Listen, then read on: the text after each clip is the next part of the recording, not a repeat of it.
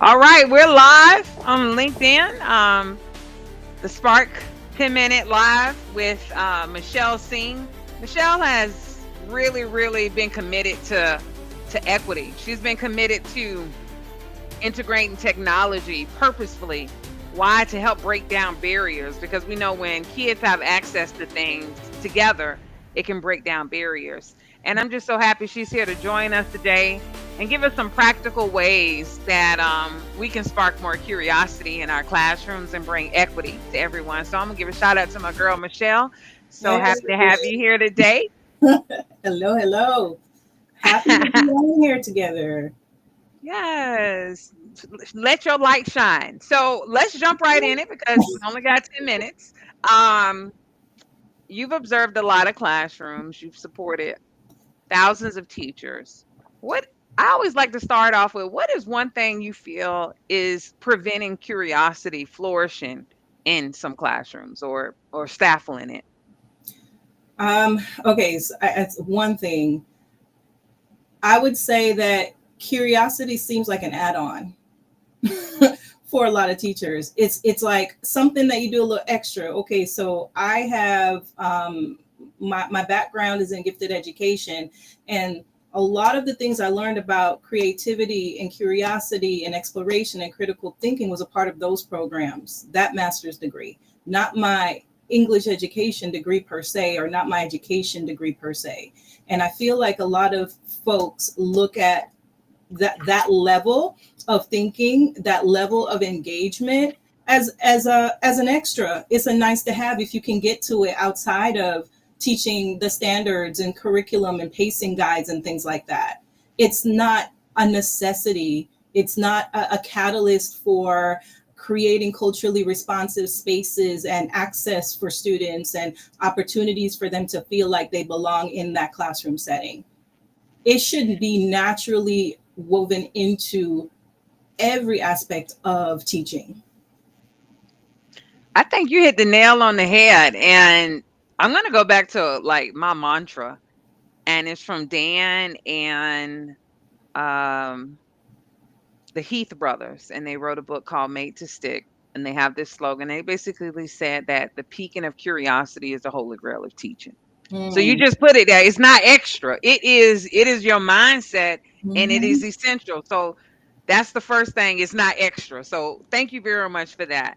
You Mhm. speak a lot about equity, and I just was wondering if you can make the connection between how curiosity actually fosters equity in the classroom. I think that there are opportunities that we have to embrace and honor curiosity. And when we use those opportunities to embrace and honor curiosity, it creates those spaces where our students can feel seen and valued and more invited into the learning.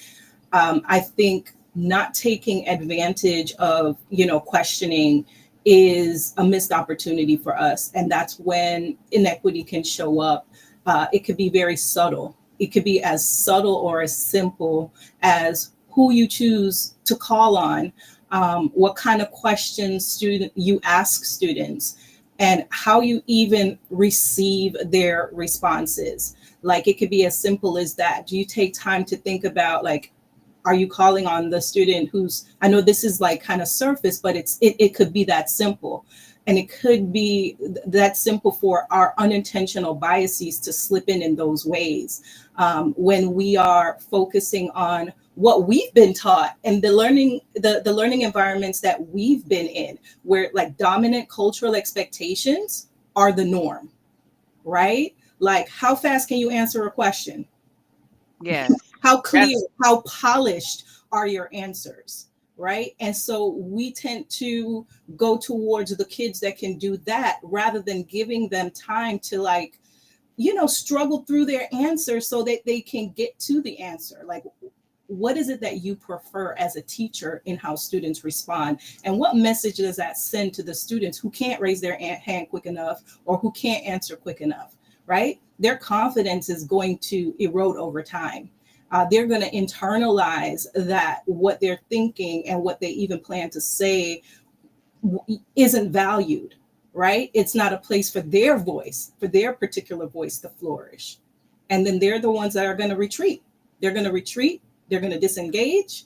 They're going to disappear, and they're Yes. not going to be the ones, that's going to feel like their voice is valued in the classroom. And I say all that from experience. I'm an immigrant.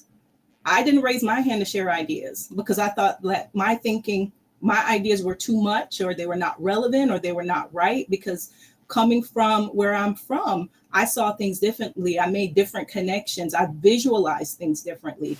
And it wasn't always the dominant cultural answer that I heard that was always called on. And so that made me question myself instead of questioning everything else around me. I saw myself as wrong. I girl, I'm just sitting here and I'm just like I'm bubbling up inside because what you're saying is what I hear so many times. It's like students from undeserved or underrepresented backgrounds are often given those routine tasks while others get access to enrichment. And you spoke earlier about, being a gifted teacher. And a lot of times students from these historically undeserved backgrounds don't get access to enrichment, but curiosity changes that. Yeah, we have to shift our questioning practices, and we have to think about questioning differently. Like, we have to do some reflection ourselves, and we have to kind of challenge what we have even been taught. Are we asking every single student a higher level question, or are we changing the question to lower level because a student is not answering fast enough or clear enough or polished enough, right? So let me piggyback on what you're saying right there. So in what ways, I'm a novice teacher. I'm not really cognitive of these, that I'm doing this, first of all, because I know we got a lot of things in our mind that we don't know we're actually demonstrating. But in what ways can culturally responsive curiosity tactics or questioning elevate student voice and maybe promote more equity in learning? Can you give us more examples of those types of questions? Yeah, absolutely. So I can speak to you as a language arts teacher, forever language arts teacher, because that's what I taught. And as a language arts teacher, you have to teach certain text, canonized text. You got to teach the classics and things like that. Our kids don't relate to that. They do not connect to those pieces of literature, but we have to teach it. And in order for us to get them to connect, questioning, intentional questioning practice becomes a necessity. So we have to have give them opportunities to like compare and contrast what is their reality to the text reality. We have to give them opportunities and ask questions that have them challenge biases and assumptions and even missing voices that are in the text or what they're learning or what they're exposed to. We have to go beyond what the text is giving us and what the curriculum requires. This could be, like, again, speaking from a language arts perspective, alternative endings, new characters, power dynamics, things like that. We have to, my suggestion would be to go outside of the text, outside of the requirements, supplement, bring in, allow students to question and challenge the status quo and be okay with that. Okay, well, we're going to sum up what you said in 15 seconds. So, too often, students don't see themselves in the questions we ask them. So, Mhm. that erases identity and with it, engagement. So, curiosity, on the other hand, opens the door for students to share their voice. And when their voice is valued, because what I also heard you say is your voice wasn't valued, so you didn't share. Students feel seen and start to lean and lead their learning. And that's really what it is. Equity through curiosity starts with better questions. You heard it from Michelle. We got to ask better questions. We got to go outside of the scripted curriculum, and ones that don't assume, but ones that invite, that don't silence, but that spark.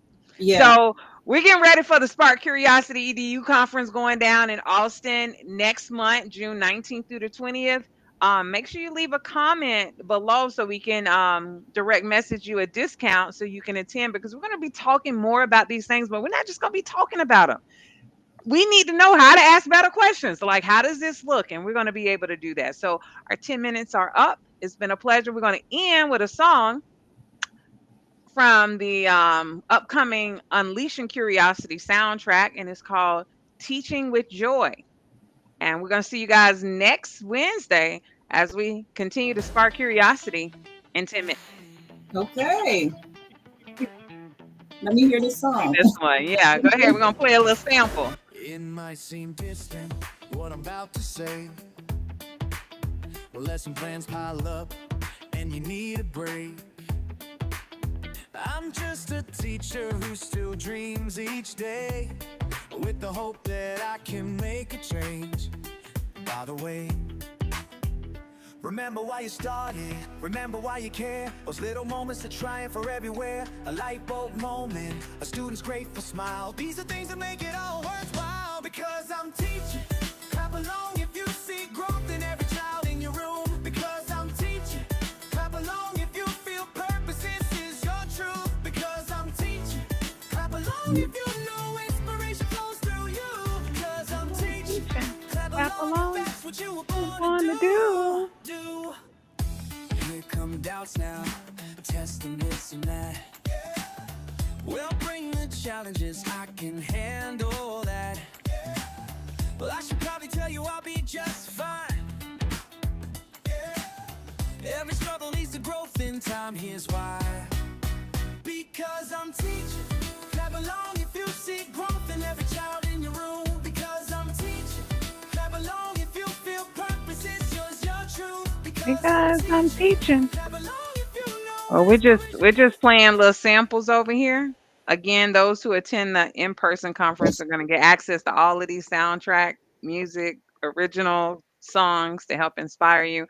Michelle, any quick little 30-second wrap up? Oh, 30-second wrap up. Sure. Be intentional about your questioning techniques. Be intentional.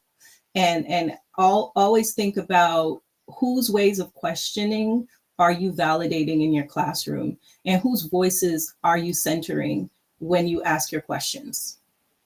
Excellent. I love it. Thank you for the spark. Thank you for being